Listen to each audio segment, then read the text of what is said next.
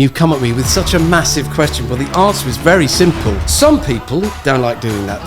By the way, in the moment right now, it's far too hot. It is. Leave this. None of it really matters. Join me, James. Go on, slouch forward for me. But have a right old slouch. That's it, mate. Good.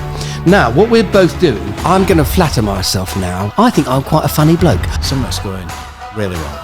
And you just want the world to swallow you up, take you away. And they cut to a banana skin, and sure enough, Charlie slips on it and boom, lands on his backside, and we all laugh. Do you know, in normal conversation we pause or mini pause once every 25 words, which is a lot. I just did one in there. It's fantastic.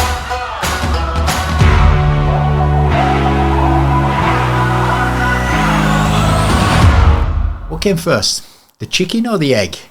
Well, it doesn't really matter, does it? Well, what came first? Having the confidence to communicate, or communicating with confidence? Well, again, it doesn't really matter, and I'll tell you why. Because this session with Paul Ryan today, who is one of the finest trainers in both communicating and presenting, is going to give you the confidence that you need. He gave me it to take your game to a whole new level. Enjoy every single second. Let's do this. Paul, is communication the most important skill in life? Is communication... Well, it's funny, isn't it? Because I said, are you going to throw me some curveballs? And you've come at me with such a massive question. Well, the answer is very simple. Yeah. Why? Well, because if you've got something... Listen, you might have the best idea in the world, but if you don't, for example, have the volume to communicate it, you haven't got the magnet. You've just proved it. You know what I mean? Of course, it's really important. It's vitally important. We want to take our ideas and communicate them clearly and well and with enthusiasm so people buy into them, act on them, so that we motivate them to act. Why did you say ideas? How do you mean? I asked you about communication. The first thing you say, well, we've got ideas, we want to communicate them. Well, it all depends, of course, what you want to communicate, what your basic material is that you want to put out there. You know, you can communicate it by print, can't you? You can communicate it by email. True. All of those things. I mean, I obviously, my speciality is not print work, it's not sending out emails, it's not copywriting, although I'm not bad. It's speaking in the moment, and it's the ideas that people have, the concepts that people have, that they've got to get out there so that people can understand them clearly, so that people can get hold of the idea, wrestle with it, and come up with thoughts of their own to make that idea their own, you know? Speaking in the moment. Yeah. That is it. That's the tough bit, innit? It's like performance, performing when you're in sport, in the moment. Is that when communication goes wrong? Well, that's a really, really interesting point, isn't it? Because actually some people really love speaking in the moment. There are a few speakers out there who can extemporize, they can make it up, they're experienced, they've got their pool, if you like, of subjects and their material, they can throw it out there, be in the moment, answer questions, and it's all great. Yeah. Some people, I have to say the majority, don't like doing that. I'd say they like to prepare. They like to plan their stuff. What they fail to do is actually prepare properly by doing what? What do you think I want all of my clients to do? Practice out loud. Yeah, practice out loud completely. He knows this because he's been a client of mine, you see. But... Hey, by the way, in the moment right now, it's far too hot. And leave this on the podcast as I'm opening this window. Yeah, we heard kids out there and we thought we'll close it, but it is roasting today, isn't it? Yeah, this is one of those rare occasions where it's 30-degree heat in the UK and you've got to perform under extreme amounts of pressure in communicating. Yeah, exactly. Well, we talk about this notion of practicing. Most people don't like speaking in the moment. They don't like being on stage and not knowing what they're about to say, and I completely get that. One of the things that I've been teaching presentation skills for 20 years, for 12 years as Improve on You, which is my little business. And over the years, and there's a whole host of things that I love teaching, and I get a lot out of helping people speak at their best when it matters the most. But I've come down to one thing, that none of it really matters. Not really, unless you've practiced it, unless you've said it out loud. You know, you can write it down and you can read it. You can get your slides together and you can go over them and think it through, and that's all very well. But if you don't say it out loud, you're going in front of your client or your studio or your students rather, or your audience, and you're rehearsing in front of them, which is a terrible thing to do. because that's when you get nervous. That's when your thoughts fly out of your head. Even and you know, it might be that with your slides, you'll look at your slides and you've overstuffed them so that they act as a script, and you'll just read them. Well, why not just give them the slides and spend the afternoon off? Yeah, I mean, that's one element of communication, isn't it? When you're doing a presentation, the other element of communication is kind of everyday life. Yeah. So let's look in everyday life, but still performing in the moment as you can. Yep. But let's relate it to personal growth and business growth. So if we're thinking about business growth for a second and performing, I'm thinking in meetings. When you've got a sales meeting, when you've got a meeting with the team. Yeah. And what is crucial then in communicating at those points? The really crucial thing is to have your thoughts available to you, because for example, we know what we want to say, we know what it is we've got to go in there and achieve, but actually if the stakes are high, we can go into low-level fight or flight, blood goes all over the place, it drains away from the prefrontal cortex, and bang goes your executive decision-making process, your ability to think clearly. And that's why loads of people go, well, it was really great until I had to speak, and then I couldn't remember a thing. You know? It's one of them things, isn't it? When, in your own mind, before you've communicated, it's gone so perfect, like, this is exactly what I'm going to say, and then you end up speaking, and halfway through you're right, this is not how I'd planned it, this is not, and you begin to start hearing yourself. Yeah, absolutely. A lot of that again goes to the idea of prepping.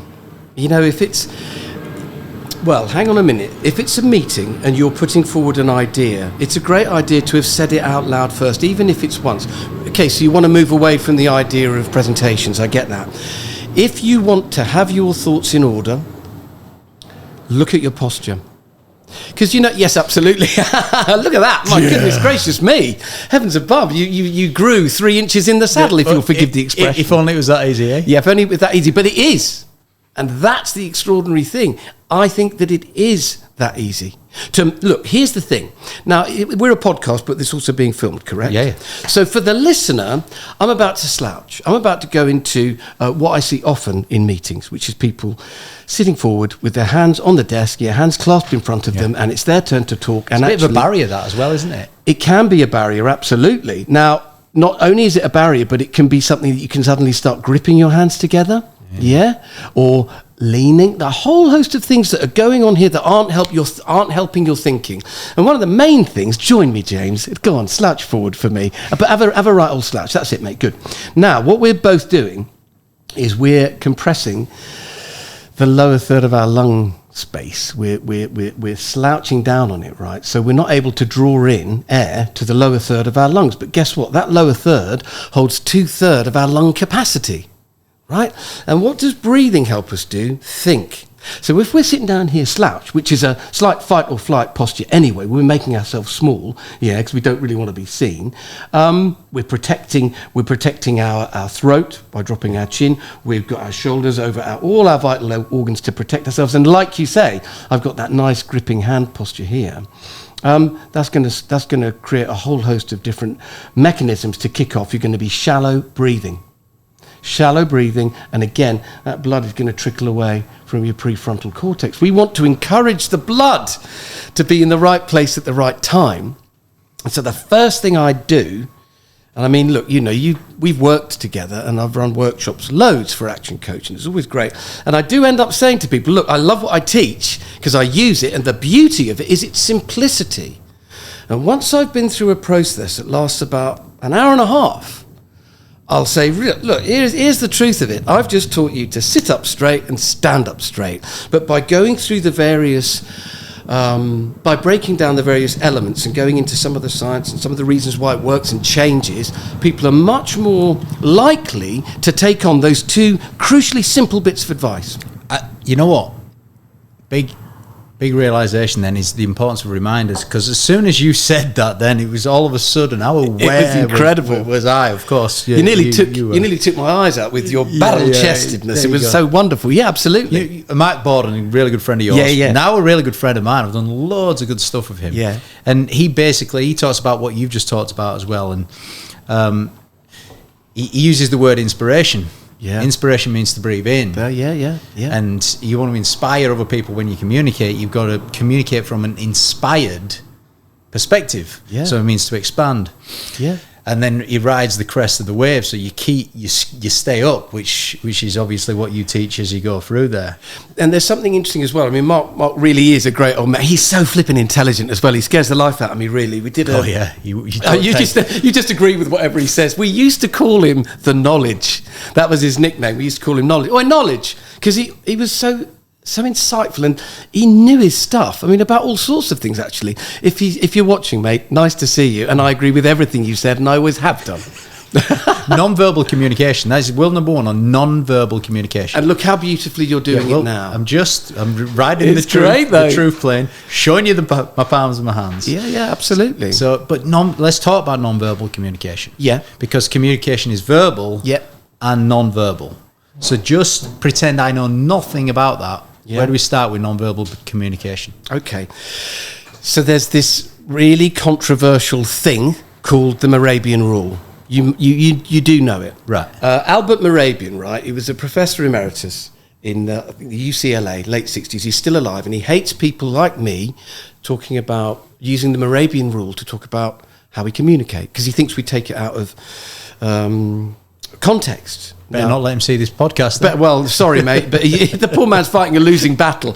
The point is that he reckons, he did a study on levels of ease and dis-ease in social situations. He's a psychologist. And part of that was, how do we communicate? How do we send and receive messages? Now, it goes like this. 7% is the words that we use, 38% is the tone of words, and 55% is... Body language. Body language, absolutely. So there it is. That packs one hell of a punch. It really does. So knowing that, I always encourage, well, anybody really, but certainly people I'm working with, to think consciously about how they want their body language to work for them. Because there's this other thing called proprioceptive psychology, which I have to tell you, took me about 3 months to learn how to say. And every time I say it, I need a quick swig of coffee. Proprioceptive psychology. Basically, what you do, you will feel. The state of the human body determines the state of the human mind. Yeah. So, body language, we tend to think of it as only, it's passive. You know, it happens to us, or we find ourselves doing this, or we notice other people doing that. How about you take the idea of what you do, you will feel, into the boardroom, into the meeting room, into the wings before you get up to give a speech or whatever, and you choose to make yourself feel not negative through your posture, not low energy through your posture, but high energy. You know, Mark talks about, riding the crest of the wave. Yeah. Absolutely. That might be on my language. You might not have said that, but keep communicating from an inspired position. But it's absolutely right, because there's a whole host of things that are going to be happening. Like, you know, when I said, you know, posture, you went boom like this, a massive, great big smile on your face, but the energy, quite seriously, that suddenly was coming from you was incredible, you know. And what we have to do is create a great first impression.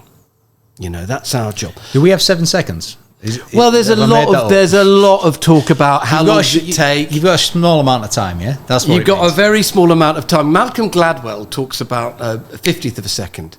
No, you know, quicker than it takes us to blink, which actually, I hate to have to say it, Malcolm, is now old school thinking, because new school thinking is something like it's a 30th of a millisecond to create a first impression. Yeah, for your fight or flight to decide that you're one of 4 things.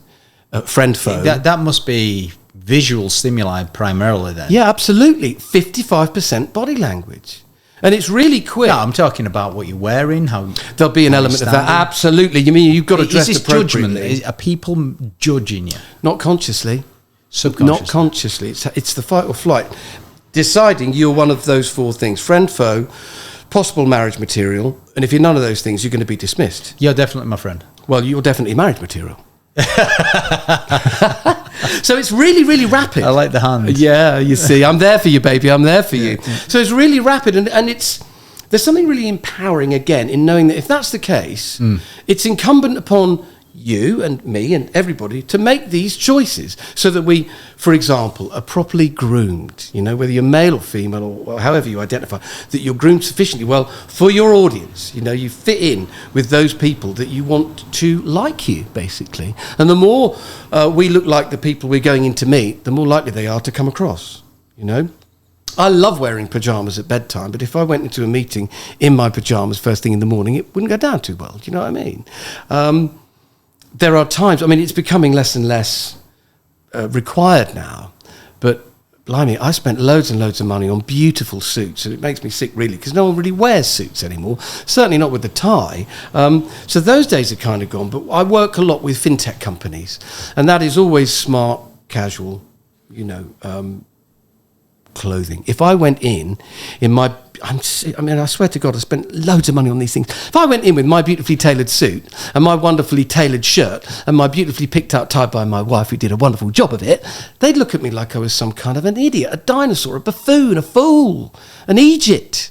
Whereas actually, if I went dressed in a nice pair of jeans and a nice top like you, I'd fit in like a hand in a glove. So I'm not throwing up barriers in what I'm looking like before I've said anything. And then you speak from an inspired state with a little bit of energy, showing the palms of your hands. Absolutely. With a smile on your face. How important is that smile? Well, this is really interesting to me, you see, because I think a smile is really important. Really it's important. Just warmth. It's warmth. Well, it does a number of things, doesn't it? Again, what you do, you'll feel. If you smile, you get a little burst of endorphins. As long as it's not fake. Well, there's something really interesting about that. Yeah, you don't want to fake a smile. You don't be Tony Blair. But what I tend to do whenever I need to feel a little happier and a little bit more up. You think of a happy place? I think of a happy place. I whistle a happy tune. No, I smile. I smile, and I use this before every interview, every audition, certainly every time I get up to speak in public, and if I'm delivering new material. Well, that's when I get nervous.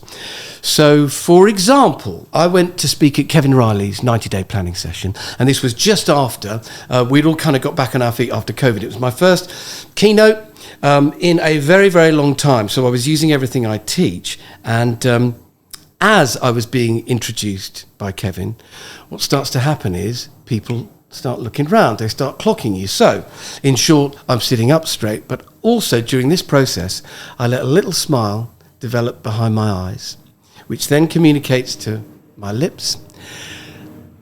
Again, it's not an overt smile, but the lips gently turned up, and as people are clocking you, there suddenly, they can see you feeling happy to be there. Now, yes, fake the smile. Why not fake the smile? Because it'll take nanoseconds before your endocrine system gives you a little burst of endorphins, which will make you feel happier in the moment. And when we're happier, we're more confident. And when we're more confident, we tend to communicate better. Listen, here's the thing.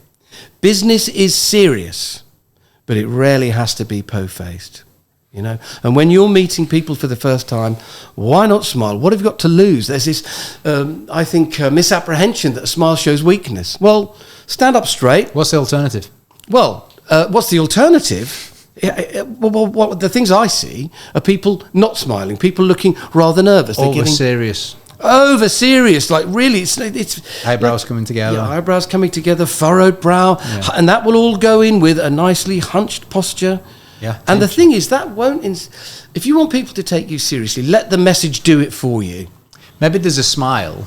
This is what I'm thinking as you're saying. With an alert but relaxed body language, there's something about that. If you can just relax enough to take the edge off. Absolutely, and I think it takes practice as well. Whilst being aware. I mean, that's what you just taught us in the last 10, 15 minutes. Yeah. Or something. Right, you did say earlier on that you've been in this game for 20 years. Yeah. You've been coaching, teaching, mentoring West End actors, actresses. You've done very famous actors, actresses. You've done world level. I don't want to mention any names here, like world class athletes. You've done CEOs, a couple of athletes. You've done business owners. You've done leaders, concert pianists, world class concert pianists as well, which was recent. I was really proud. You're not always allowed to mention the names. I'm very aware of that. So you've been doing it 20 years. Yeah. You are an expert on this, and and I really value all of the stuff that you've helped me with. Okay, who's the best communicator you've ever worked with? Mark Bowden. How can I say anything else? The best communicator that I've ever worked with. Gosh, that's a great question. Sometimes what happens is, if I'm really lucky, I'll have a chrysalis moment in my workshops. And by that I mean, you'll have somebody that comes in and they'll be very nervous, and you'll see it in their body language, you can hear it in their tone of voice, they'll lose their train of thought, and they'll do all these things that you just know, this is all perfectly normal.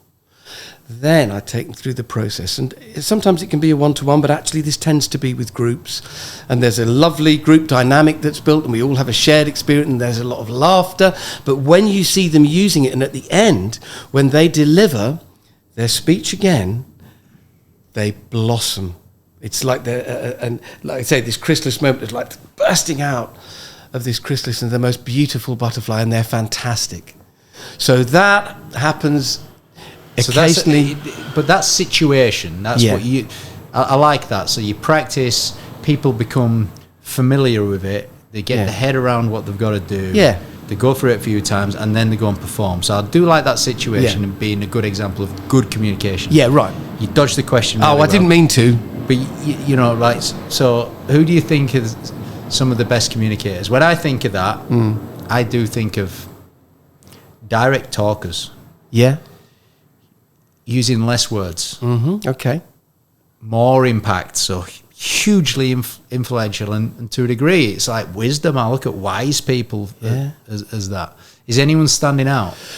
Well, for me, as an actor, I would say one of the greatest speakers, thinking of those things, actually was Peter O'Toole. Now, Peter O'Toole played Lawrence of Arabia, quite old school now, sadly, and people, may not have heard of him, but he was a terrific actor.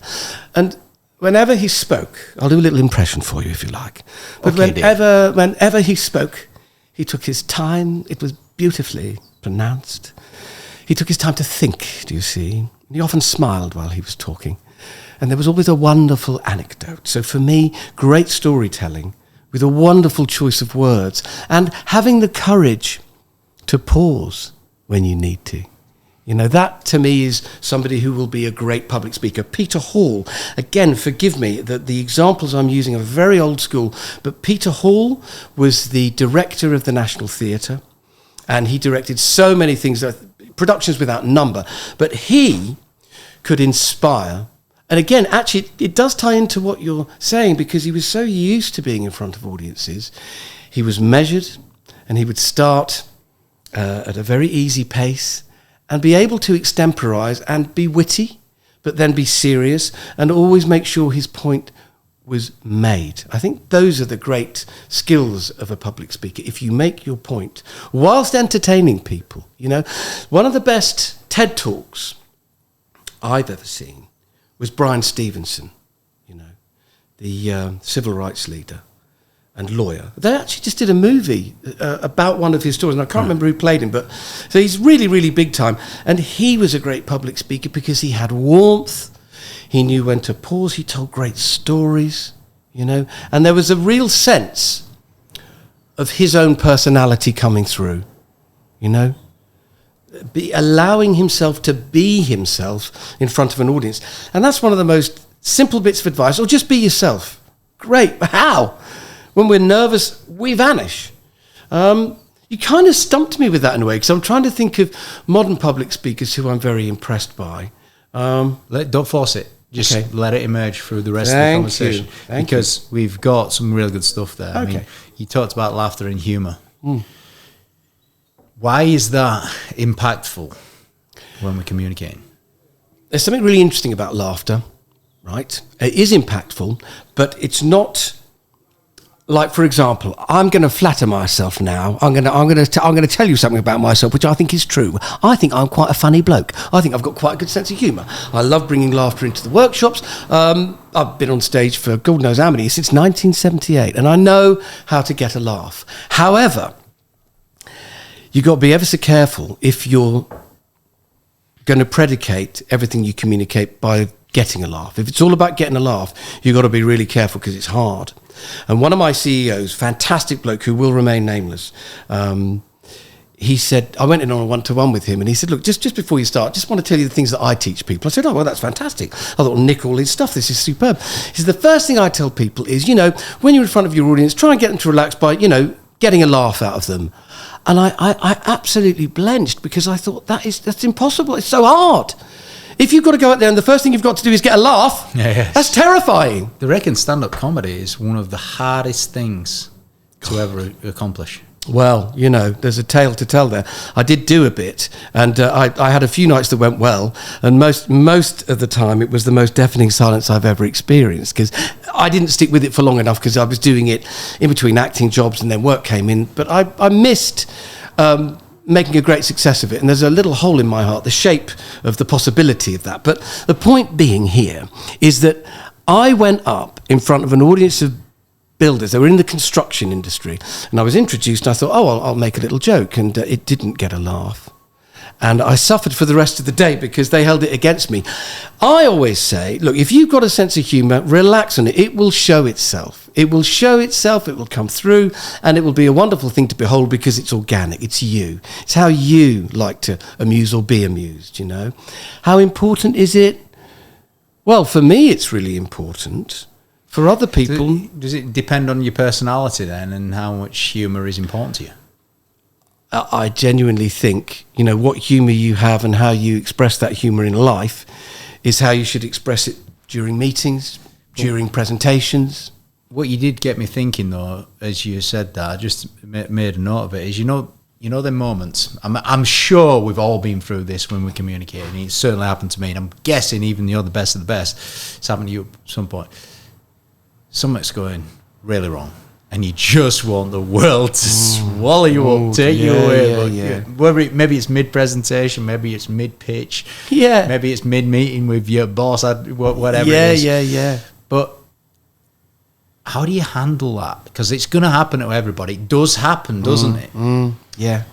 And you got to be able to brush it off, and even better, brush it off in the moment. You plan a joke, and no one laughs. Yeah. Move on, my friend. Yeah, you're talking about my stand-up comedy career, aren't you? Which lasted only about 4 or 5 months. Look, it was tough. If you're talking in the realms of in a business meeting, or getting up and giving a presentation, or whatever it might be, making a mistake in the moment, there's a couple of things that are really useful to remember. There's the one idea which is not your friend, and that is the spotlight effect. That is when you've made your mistake, and it's like boom.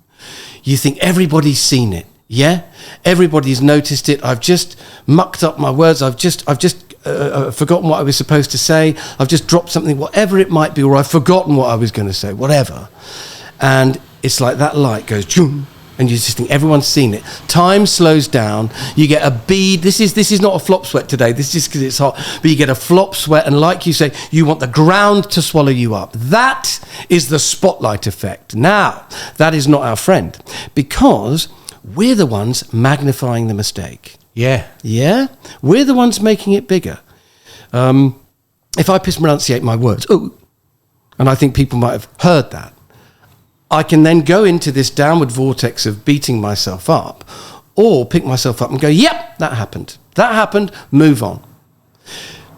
That spotlight effect, we can counter it if we think about something else, which is the pratfall effect. Do you know what a pratfall is? I'm thinking of a prat falling out of a window or something. Similar to that. So it makes me sad, really, because a pratfall, we all used to know what a pratfall was. It's what physical comedians use. So think of Charlie Chaplin. Think of, Oliver and Hardy. Oliver, what are they pretend called? Fall, yeah. Oliver and Hardy. Not Oliver and Hardy. What are they called? Laurel and Hardy. Laurel and Hardy, thank you. I'm getting old, you see. Think of Laurel and Hardy, continually using gravity as a basis for their comedy, falling down on their backsides. Charlie Chaplin, right? That's so true, isn't it? Yeah. Use it. Yeah. It's humour. Well, it's certainly. But what we're highlighting here is the idea of making a mistake in front of people. Now, we see on screen Charlie Chaplin walking down the street. We also they cut to a banana skin. Ooh, hang on, we know what's going to happen here. And sure enough, Charlie slips on it and boom, lands on his backside, and we all laugh. Now, why do we laugh? We laugh because we've all slipped on a banana skin. We've all made a mistake. But in this situation, it's not happening to us, it's happening to Charlie. So we recognize his pain, we see it in ourselves, and we laugh at Charlie, and also we laugh at ourselves. It's called the eternal reciprocity of tears, it's a wonderful expression. That what it means is, if you make a mistake, I can identify with that small mistake. You know, people let you off. They let you off. That's the thing. Probably more than 90%, probably 99% of the audience wants you to perform. They want you to perform. They want you to do well. Absolutely, they want you to speak clearly. And they forgive. They can be very forgiving, absolutely. What I would never do is say, oh yeah, manufacture a little mistake, because that will make people like you. Never ever do that. That'd be the worst thing you can do. But if you come out of that mistake really well, if you handle it well, if you say yes to that mistake instead of no, what we tend to do when we make a mistake is shrink, stop breathing, and then we stop thinking. Yeah. I tell you, one thing that's helped me, and just comment on that, is being aware of what you're giving energy. Yes. If you're thinking about your mistake, you're giving energy to the mistake. If you say, sorry for my mistake, I made this, once again, you're giving energy to, but if the next thing that you got to talk about are the cups, and we've got to produce 10 million of these cups start giving energy to that. And exactly. I mean, that's so true. If you focus on the mistake, then you're in the spotlight effect. Well, Chris Voss, he says you can't be curious and anxious at the same time. That's interesting. So usually you're anxious or nervous or tense after making a mistake. Yeah. So he always says, become curious about something else, ask a question, move on. Let's figure out how we're going to sell 10 million of these cups. And the thing is, of course, when you do that, you're moving away from that energy, from what just happened, and you're dealing with the mistake really well. And if you do that, actually, you can gain a few brownie points. Yeah, well, people love seeing a mistake being handled well, don't they? They do. So you end up gaining points there. Yeah. You did talk about pausing. Mm-hmm. And let's talk about effective pauses for emotion. Yeah. How do people do that bit? How do you pause for deepened emotion? And do you have to change your tone? You notice now I'm speaking a little bit quieter. Yes, I did. It's brilliant. So if we're thinking in terms of a simple presentation, use pausing. Yeah. People tend to avoid doing it. They don't like doing it because, and I've asked this question. It's dramatic, yeah? Oh, if you use a pause, it is incredibly impactful, but it's great for your status. I think I mentioned about, that geezer who did the TED Talk, his name escapes me now, Brian Stevenson. He used beautiful pausing. Most brilliant public speakers aren't afraid to pause because they're in the moment. Interestingly... And they know what they're saying, and they've practiced. All of that, they know what they're saying, they've practiced it, absolutely. But equally, people that will extemporise, they'll know when to pause because it's happening, they're in the moment, in normal conversation, we pause, or mini-pause, once every 25 words, which is a lot. I just did one in there. It's fantastic. If we go out and we don't pause, we stop sounding like human beings. We just sound like we're spitting data. Now...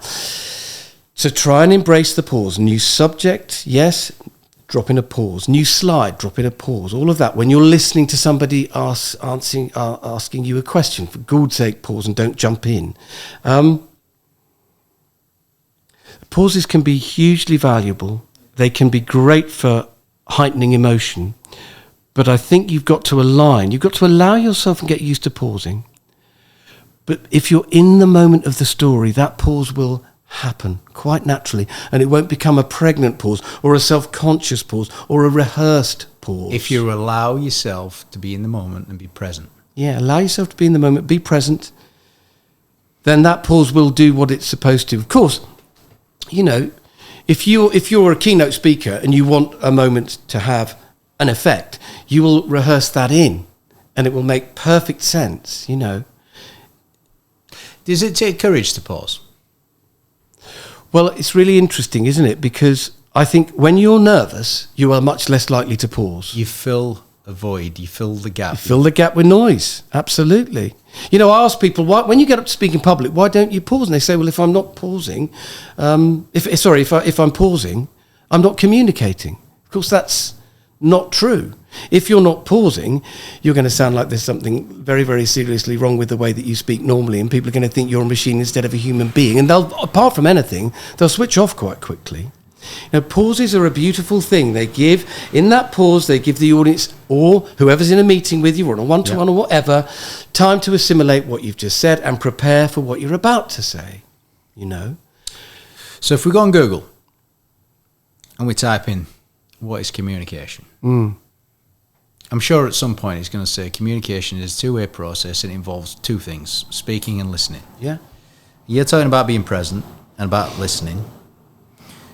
And it just seems listening is one of those skills. Do you ever stop improving your ability to listen? Is there anyone that's the finished article? The best listener in the world. Is there anyone? Well, I know that certainly when I got a diploma in exec coaching, and one of the things that they taught you there was this whole idea of listening really well, listening with your eyes, listening with your ears, and listening with your heart to what's going on. Listening, of course, is a vital skill. And if you're, for example, lots of people who be listening and looking will be networkers, And one of the things people dread about going networking is that they've got to talk about their business. Well, I've written a book about networking, actually. And there's one tip that I'd like to share with everybody, which is when you go, don't go to talk. Go to listen. Takes the pressure off as well. Oh, absolutely. And of course, if, the best conversationalist is the person that does most of the listening. And you'll hear people go, oh, he was a lovely fellow. He was just great. Fantastic. Won't have said much, but you're listening and you're taking an interest. You've also made people feel special. I think there's an art to that. No, in fact, look, let's move there because that is top class. And let's even include listening in it. How do you make people feel special when you're communicating with them? Right, there's two things here. If you, like for example, Stephen Daldry, theatre director, he directed, he directed The Crown actually, but he also did, is it Billy Elliot, the one about the tap dancer? Yeah, right, so he directed that. So he's done loads and loads of stuff. Stephen Daldry is incredibly charming. And there's a number of other people that I met in the business. And when you meet them, you're like floating on this cushion of love because they make you feel so special, and they're not being insincere. What they're doing is they're absolutely focusing on you for that time, and it's quite sincere. When they've moved away, they'll be focusing on that person, and then suddenly you want them to look at you again and be nice to you. But it's the ability, I think, to stay present. If you want to use some techniques to help people feel really listened to, you'll repeat back, won't you? You'll agree and repeat back. What about charm and charisma? Go on, what about charm and charisma? Because charm overplayed is smarmy, yeah? Yeah. Don't look at me like that when you say it. Hurt my feelings. Go on. But there's also charm which is warm. There's always and I don't know, I mean, some people do mention charismatic people, good communicators, and especially when we're tying it in with this, making people feel special. I mean, have you got any opinion on that? Charisma is a really interesting thing. So, for example, they'll speak well, they'll hold your eye contact, they'll have great tone of voice, they'll be utterly plausible, yeah? But what if they're lying? Then they're a confidence trickster, aren't they? So there's plenty of confidence tricksters out there that will use their charm to rip you off. And actually, what I say to all my clients is, I'm hoping you're all good people and true. Yeah, because, well, look, it's a really good point. I think, look, obviously I'm coming at this from people with pure values here. Yeah, yes. So that's where I'm coming at this from. So let's assume someone has got pure values. Yeah. They are bothered about other people. They're not entirely selfless or anything like that. Sure. They might want to be successful themselves. So I don't mean from an ego perspective, just they're ambitious. Yeah. But they do care about other people. Yeah, sure. At that point, is charm and charisma a good thing? It's really intriguing, you know, this notion of charm. If it's utterly organic, then it's true, isn't it? It's, I think, the moment that you start to try and create charm, that's when you move into smarm. And you can tell, can't you? You can tell, you can smell it on people when they're being insincere. The stars don't line up. On a subconscious level, what happens is you don't build rapport. Yeah. Yes. Rapport's lost. There's something really interesting. If you, like, with people who are nervous, we tend to lean toward them and look after them. Yes, because we know what it's like to feel nervous. With people who come across as overconfident, and often manufactured charm is overconfident, a bit brash, we can move away. Now, it is interesting, isn't it? Because on the one hand, we say, oh, we won't buy into it. But seconds ago, I was saying confidence tricksters use this stuff all the time. They're lying. We're, like you said, we're talking about people who are coming from the right place. If you're coming from the right place, there's no need to try and manufacture charisma or charm. I don't think so. You know, look, I know that when I was a younger man and I tried to be cool, I'd just turn into an idiot. When I was trying to be cool, if I wanted to impress a girl, I'd suddenly not be myself. And that's when the mistakes happen. I'd trip up the steps and drop my pint on her dress or whatever. I'd look an idiot. So you lose your sincerity, and then it all, like you said, you back away. That's what I think about charm. I think as long as it's real, it's beautiful. Point. Yeah, it's got to be real. Then there's a chance it can be beautiful. Absolutely. Let's talk about the other area you just talked about, confidence, yeah? Mm-hmm. Because I was away last week, and this is a pure coincidence, and I bumped into a lady called Fiona. Oh, yes. And she didn't know I was speaking to you this week, by the way. All right. This is literally pure coincidence, but would you believe it? You trained her. And I asked her, what was the biggest thing that you got from it? You know what she said? She said confidence. Really? She's a business owner. Yeah. She says he was so important because it gave me confidence. What's the relationship between effective communication and confidence? What's the relationship? If you can create... Look, the first thing we're going to do is buy. We buy the person first and everything else second.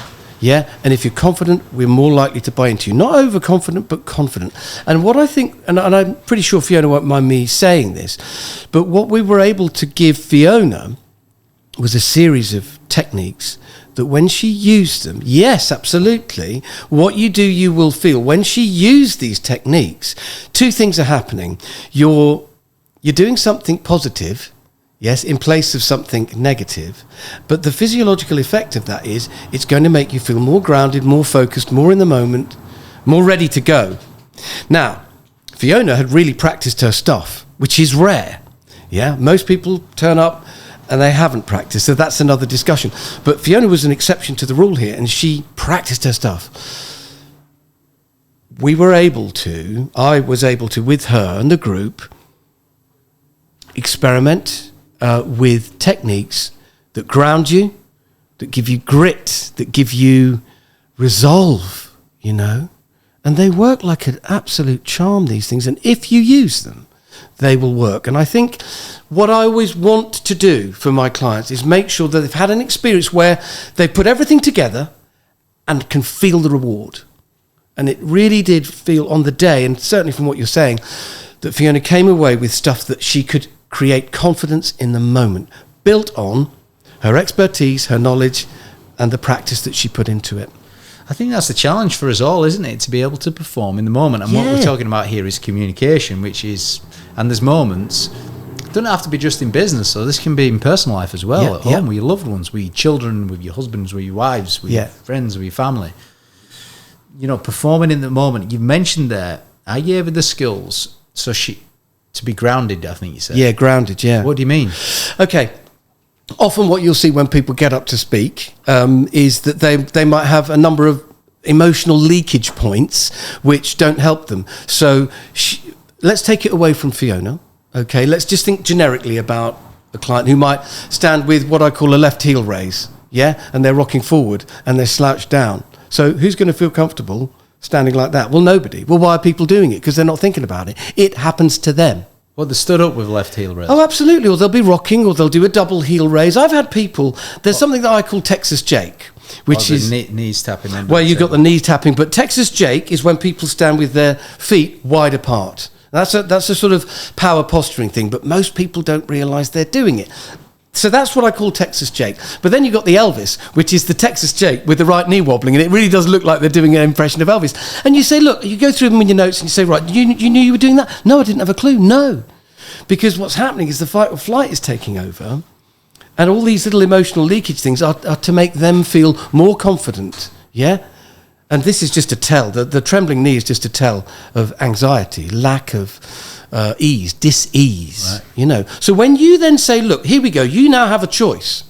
You can either start like that, or you can start like this. Let's see if it makes a difference.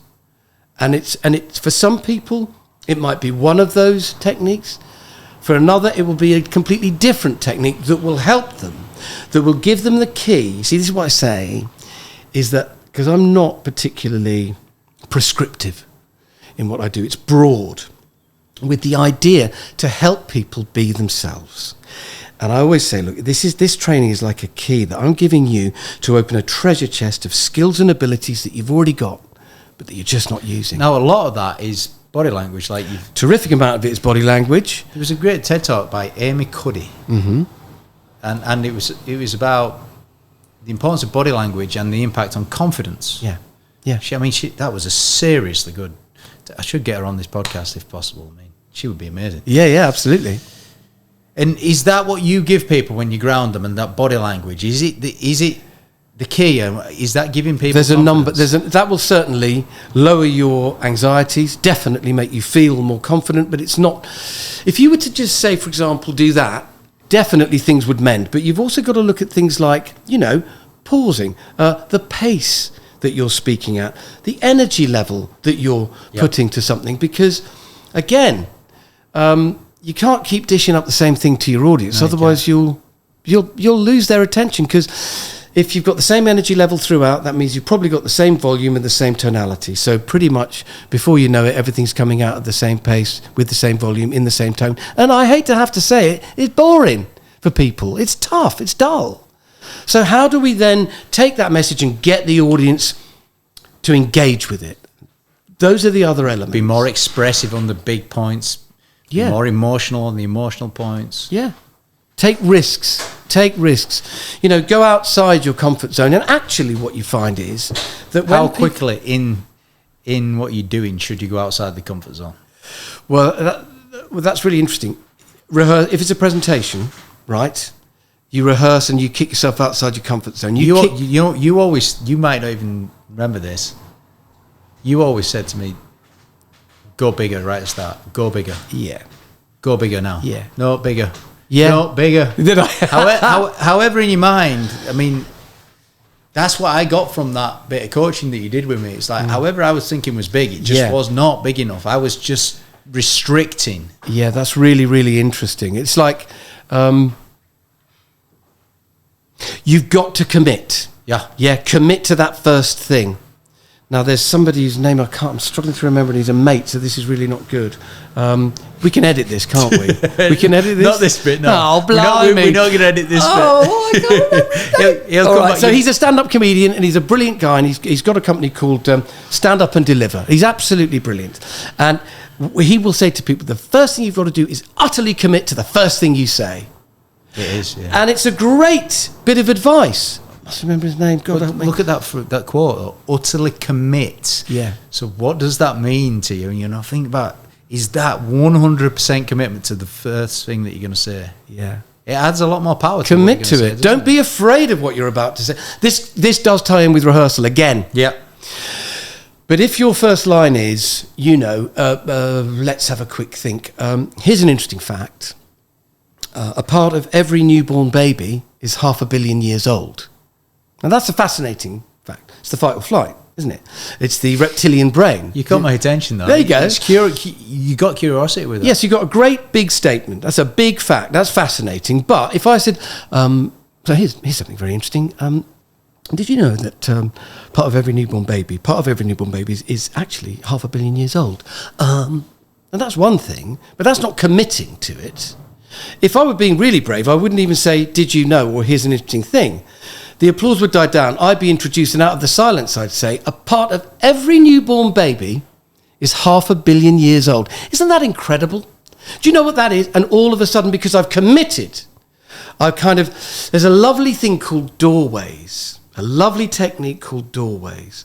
And I would suggest, like, if you imagine that you're standing in between a doorway and it's bisecting your body. Yeah, if you do that, you're going to actually find a sense of quiet confidence.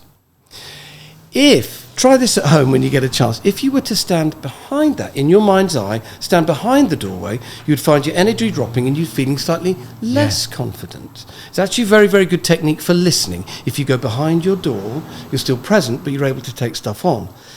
If you stand 3 foot in front of your door, you'd be staggered about how energized and how out there you would feel. It's just an extraordinary thing. So I would suggest whenever you're going to stand 3 foot in front of your doorway. It's a brilliant technique, actually, for networking. You know, you're talking about communicating on a one-to-one in the moment. If you get nervous about networking, and most people do, imagine that you're standing in your doorway, and it's going to make you feel more grounded and more secure. Got some quick questions for you here coming up. Come on then. Are you ready for this? I'm ready. Squire. What's your favourite book? Oh, what a great question. My favourite book. You're throwing these sort of sensible, good questions where I've got to come up with an answer. My favourite book. Well, I'll tell you what it is. Actually, it's Talk Like Ted.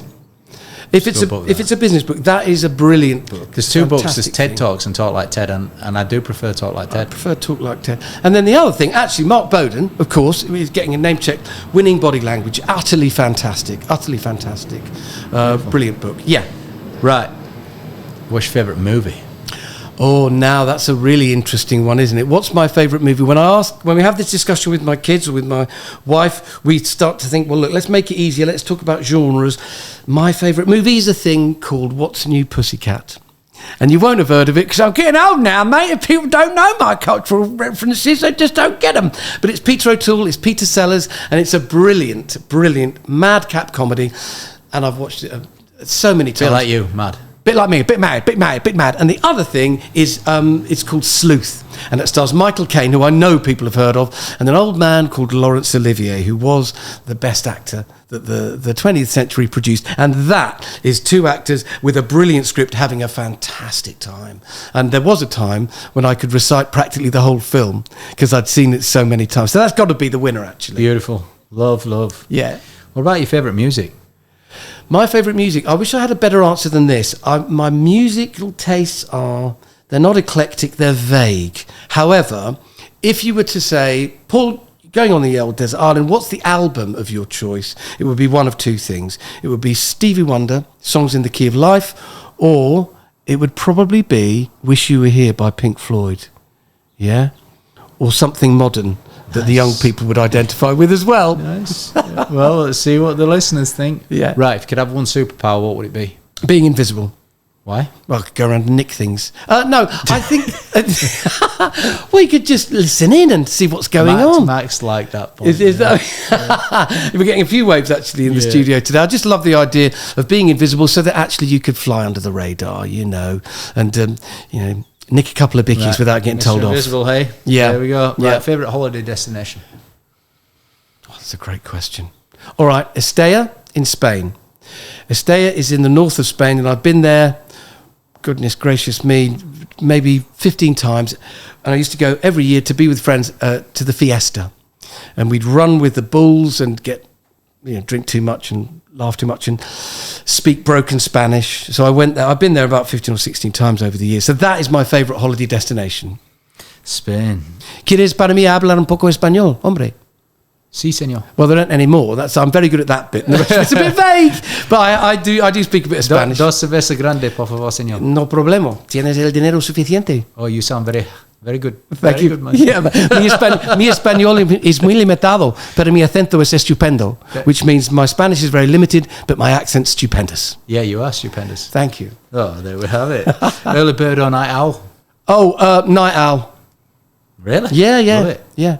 This podcast goes out at 1 minute past midnight.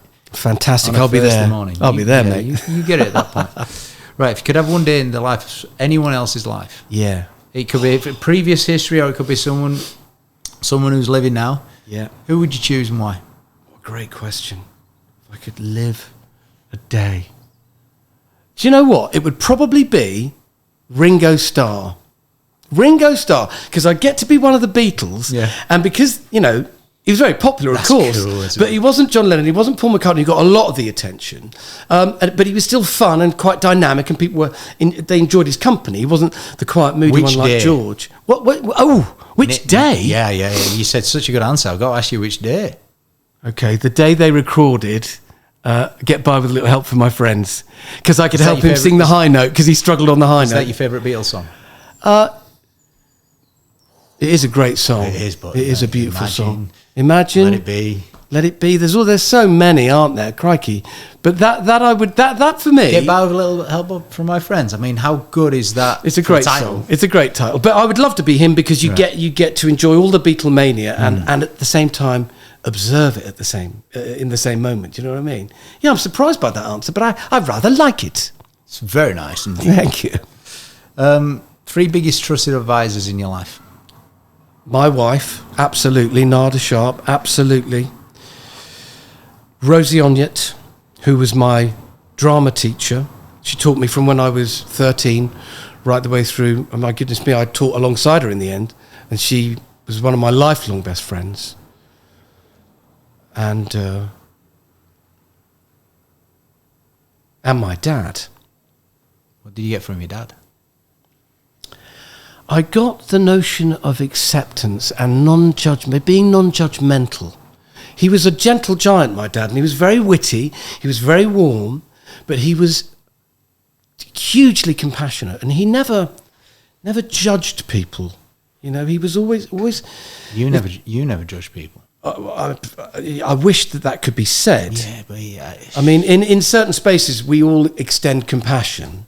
I can be. Do you know I play Kenneth Williams? Yeah. Nobody knows who he is either, but he's the bloke in the Carry On films who used to say things like, "Oh, infamy! They've all got it in for me." Now that's not a bad impression. I played him on stage, but I'm a bit like Kenneth Williams, because he could be a bit waspish. You look a bit like him. I do when I do this. Oh, matron! When I said let's have it off, I meant let's have it off, not let's have it off. You won't be able to use that. It's a bit too rude. Oh, we definitely. Good. Use it. There you go. But he could be a bit waspish. I can be a bit waspish. Nice. I can be a bit short-tempered, frustrated by people. I don't show it, but yeah, my dad definitely compassion, warmth, and a forgiving nature. Like, as you were saying that, because I felt you got a bit emotional about that as well. So, not just your dad though, the 2 ladies that came before your dad as well. Yeah. Well, they gave me so much. The lady that taught you at 13 and your wife. Yeah, she teaches me something every day, whether I like it or not. But she's amazing. You know, she is, and very wise and very caring and very, what's the word I'm looking for? Forbearing. We've been together for 30 years. You know, it's a long time. It is a long time. If the listeners should do one thing on the back of this around the field of communication, what should it be? Around the field of communication. In any environment. Yeah.